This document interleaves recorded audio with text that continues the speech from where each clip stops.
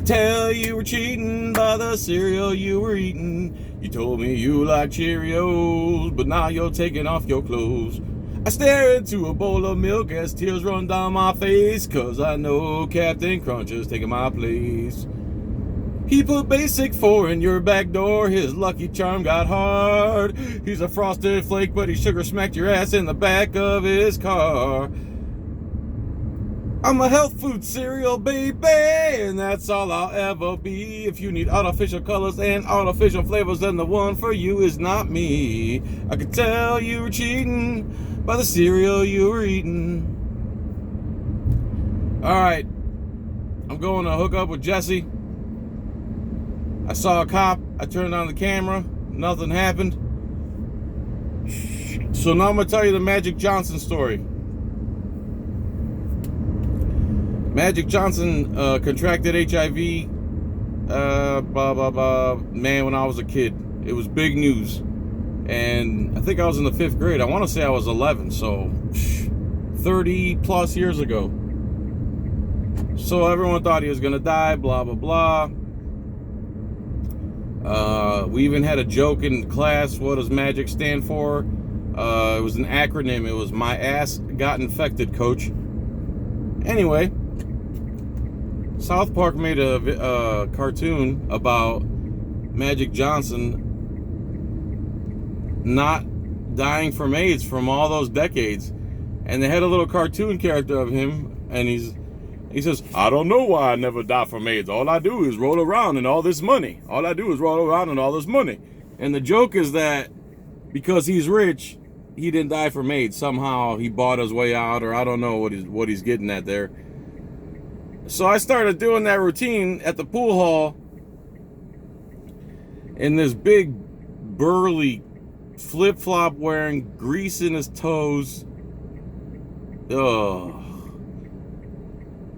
He's like, hey man,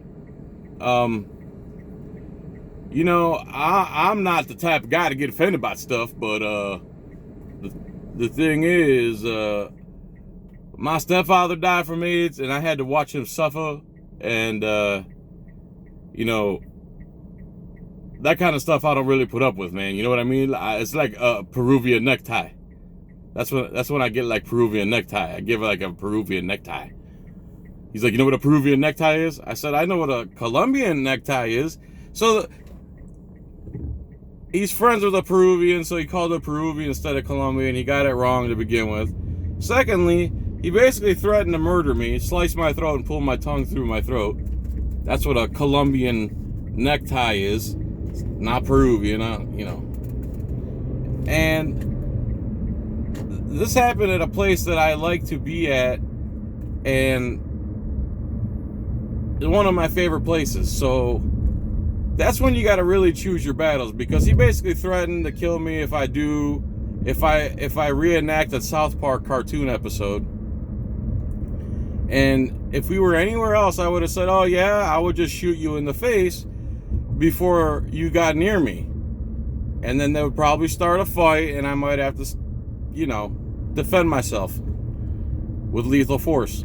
Anyway, so I chose not to say a word. Ignore that guy. I will ignore that guy the rest of my life. He's an inbred loser who doesn't understand what he's saying and the impact of what he's saying. And it's only because I have so much respect for the owner of that place and how much I love the place I was at. Anywhere else, I would have said to him, oh yeah, you're going to give me a Peruvian necktie? I'll shoot you right in the face. How about that? And then something might have popped off, or he probably would have backed off. And I would have been like, don't threaten to kill me, dude. But instead, just because I was saying, I don't know why I don't have AIDS, man. All I do is roll around in all this money.